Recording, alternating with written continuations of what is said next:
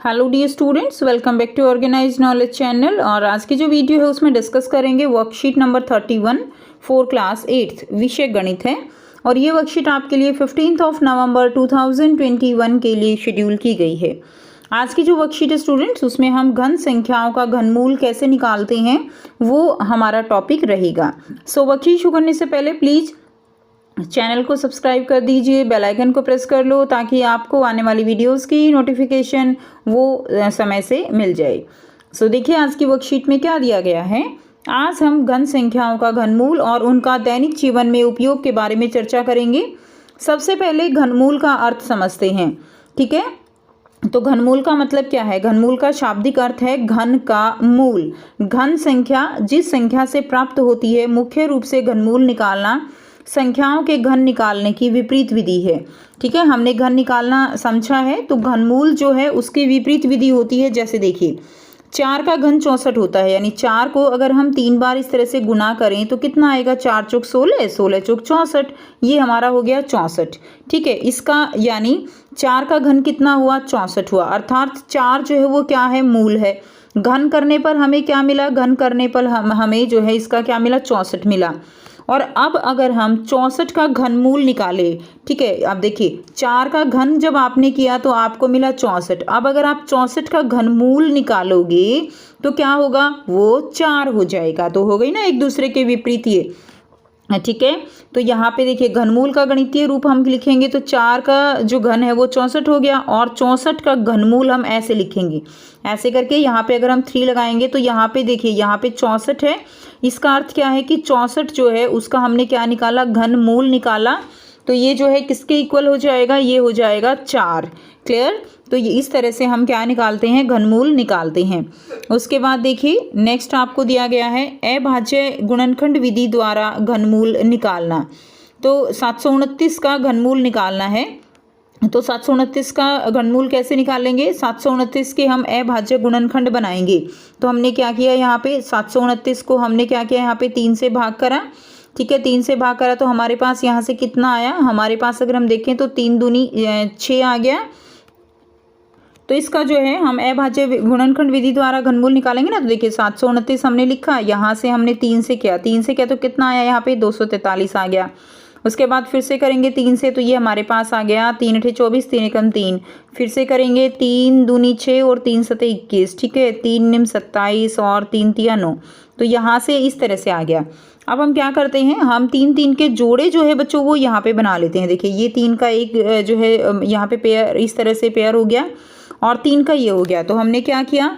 ठीक है, घन का मतलब क्या होता है? घन का मतलब 3 होता है। तो यहाँ से 3 और 3 तो कितना आ गया? 3 3 सा क्या हो गया? 3 तिया 9। क्लियर? तो 729 का घनमूल जब हमने निकाला तो ये कितना आ गया? ये 9 आ गया। तो इस विधि के द्वारा हम इसका क्या निकाल सकते हैं? घनमूल निकाल सकते हैं। उसके बाद नेक्स्ट देखिए, नेक्स्ट आपको क्या दिया गया है। अब देखिए अगर हम यहाँ से समझें 27 का घनमूल क्या होगा।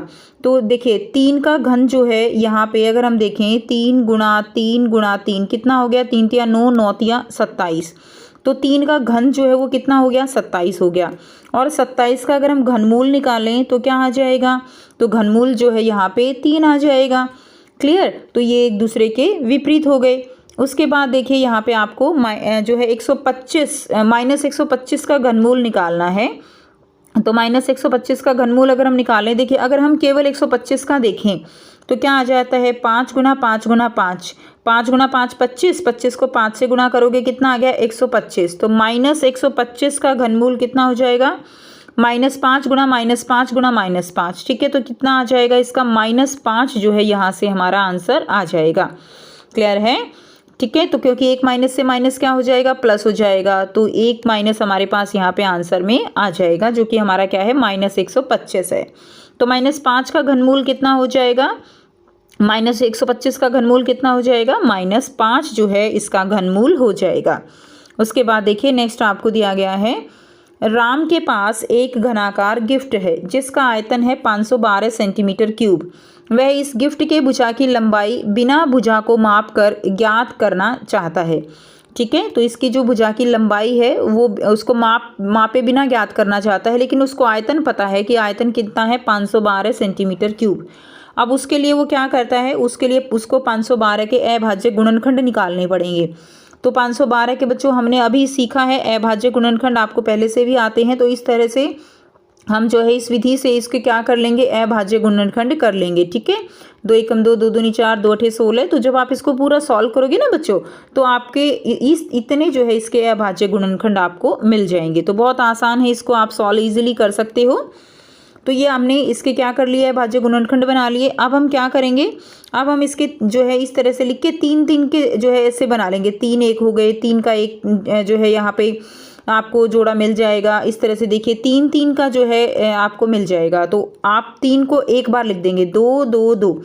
तो 2 दूनी 4 दूनी 8। तो आंसर कितना आ गया हमारे पास, 8 आ गया। तो इस तरह घनाकार गिफ्ट की भुजा की लंबाई कितनी हो जाएगी हमारे पास, 8 सेंटीमीटर जो है हो जाएगी। तो बिना भुजा को मापे ही हमने क्या निकाल लिया, यहाँ से उसका भुजा की लंबाई जो है वो हमने निकाल ली। अब आपको यहाँ पे देखिए दिया गया है इन संख्याओं का घनमूल निकालना। तो इन संख्याओं का घनमूल हमें निकालना है। तो उसके लिए क्या करेंगे, हम जो है इसके क्या बनाएंगे, अभाज्य गुणनखंड बनाएंगे। और फिर उसी तरह से हम करेंगे जैसे हमने अभी यहाँ पे सीखा है। ठीक है, तो आइए इनको हम 1 बाय 1 डिस्कस करेंगे। पहली संख्या आपको दी गई है 343। तो देखिए 343 के हमने अभाज्य गुणनखंड किए, हमने 7 से इसको भाग किया। 7 से गया 7 से 49 और फिर 7 पे गया बेटे। तो ये हमारा क्या निकल गया, 7 गुना 7 गुना 7। तो 7 की घात 3 आ गया। तो घनमूल क्या हो गया, घनमूल हमारा हो गया 7। ठीक है, उसके बाद करेंगे, उसके बाद देखिए 3375। 3375 का हम कैसे निकालेंगे, 3375 के हमने इसी तरह से बेटे अभाज्य गुणनखंड किए। 3 से इसको हमने भाग किया, 1125 आया। फिर 3 से किया 375 आया। फिर 3 से 125, फिर 5 से किया 25, 5 से किया 5 आया और इस तरह से आया। अब यहाँ पर हमें देखिए 3 जो है आया 3 बार और 5 आया 3 बार। तो हमने एक एक बार उसको ले लिया, 3 और 5 हमने गुना किया, कितना आया 15। यानी अब इसका जो है घनमूल वो कितना आ गया, उत्तर हमारा घनमूल आ गया 15। ठीक है, उसके बाद देखिए बेटा नेक्स्ट हम करेंगे 13,824 दिया गया है। 13,824 को हमने इसके अभाज्य गुणनखंड हमने बना लिए। तो इसको हमने 2 से किया बेटे, ये आया। फिर 2 से किया 3,456। फिर 2 से किया 1,728। फिर 2 से किया 864। फिर 2 से भाग किया बेटे 432 आया। 2 से किया 216, फिर 108 और उसके बाद आया 54 एंड उसके बाद आया 27। फिर 3 से किया तो 3 निम 27। फिर 3 से किया बेटे, इस तरह से हमने इसके क्या बना लिए, अभाज्य गुणनखंड। अब हमने इनके जो है 3 3 के हमने क्या बना लिए, यहाँ पे एक तरह से जोड़े बना लिए। देखिए 3 का एक समूह बनाया, फिर 3 का एक और समूह बनाया, ये समूह यहाँ लिखा, दूसरा समूह यहाँ लिखा। ठीक है, उसके बाद हमने फिर जो है अगर आप देखिए ऊपर भी जो है रह गया, हाँ जी। उसके बाद देखिए एक समूह हमने ये बनाया, एक समूह ये बनाया, एक समूह बेटा ये बनाया और फिर एक समूह जो है यहाँ से बना के और एक एक बार उनको लिख लिया, फिर इनको गुना कर दिया। तो हमारे पास कितना आया, 2 दूनी 4 दूनी 8 दिया 24। तो 24 जो है बेटा हमारा क्या निकल गया, घनमूल निकल गया। तो इसका उत्तर कितना हो जाएगा, इसका उत्तर हो गया 24। उसके बाद नेक्स्ट क्वेश्चन है हमारा नंबर 4, 1728 का करेंगे हम। 1728 हमने अभी ऊपर भी जो है हमारी संख्या में आया था। तो नंबर 4 है 1728। 2 से करते चले जाइए बेटा ऐसे भाग, 864 आया, फिर 432, फिर 216, फिर 108 आया, फिर 54, फिर 27 और फिर बेटे ऐसे 9 और फिर 3 और फिर 1 ऐसे ही आ गया जैसे हमने ऊपर किया है। उसके बाद फिर से हमने इसके समूह बना लिए, 2 2 का हमने जो है 3 का एक समूह बनाया, फिर इस तरह से दूसरा समूह, फिर इस तरह से तीसरा समूह। तो कितना आया, 2 दूनी 4 3 12, 12 जो है इसका आंसर आ गया। उसके बाद करते हैं बेटा नेक्स्ट जो है हमने किया नंबर 5 क्वेश्चन, इसी का हमें दिया गया है 2197। 2197 को हमने 13 से भाग किया तो कितना आया, 169 आया। ठीक है, उसके बाद फिर 13 से किया, फिर जो है 13 आ गया। तो यानी कितना आ गया बेटा इसका उत्तर, 2197 का घनमूल क्या हो जाएगा, 13 जो है उसका घनमूल हो जाएगा। नेक्स्ट देखिए 1331 दिया गया है। 1331 में हमने इसको 11 से भाग किया, 11 से किया 121 आया, फिर से 11 से किया और इस तरह से 11 गुना 11 गुना 11 हमारे पास आ गया। तो यानी 11 क्या आ गया बेटा इसका, 11 जो है इसका घनमूल हो जाएगा। नेक्स्ट देखिए सेकंड पार्ट आपको दिया गया है, उन संख्याओं को लिखिए जिनका यह संख्याएं घनमूल हैं। तो उन संख्याओं को लिखना है जिनका यह घनमूल है। तो देखिए बहुत आसान है, आप जैसे 4 है तो 4 गुना 4 गुना 4, एक संख्या को 3 बार गुना कर दीजिए तो 4 चौक 16 चौक 64। तो क्या आंसर आ गया? इसका आंसर आ गया आपका 64। तो इस तरह से आपको ये सारे क्वेश्चन सॉल्व करने हैं। तो आइए बेटा 1 बाय 1 इनको सॉल्व करेंगे। सो इस तरह से आप यहाँ से लिख देंगे, 4 दिया गया है ना आपको, 4 गुना 4 गुना 4, उत्तर कितना आ गया? 64। 10 का दिया गया है दूसरा, 10 गुना 10 गुना 10 कितना आ गया? 1000 आ गया। उसके बाद देखिए 6 गुना 6 गुना 6 कितना आ गया? 216 आ गया। उसके बाद 13 दिया गया है, 13 गुने 13 गुने 13 कितना आ गया? 2197 आ गया। नंबर 5 पे 19 दिया गया है, 19 गुना 19 गुना 19 कितना आ गया? 6859। 19 का यहाँ पे घनमूल संख्या आ जाएगी।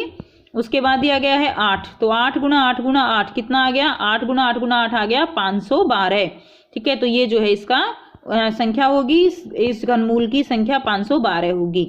ठीक है, तो यहाँ से आप बेटा इसके सेकंड क्वेश्चन का कंप्लीट आंसर आप जो है कर सकते हो, जिसके आपको 6 पार्ट दिए गए हैं। तो ये थी बच्चों आपकी आज की मैथ्स की वर्कशीट। आई होप बेटा आपको वर्कशीट क्लियर है। कोई डाउट है तो कमेंट सेक्शन में कमेंट करके पूछ सकते हो। वीडियो अच्छी लगी तो लाइक शेयर जरूर कर दीजिए और चैनल को सब्सक्राइब भी कर लीजिए। And thanks for watching, have a nice day.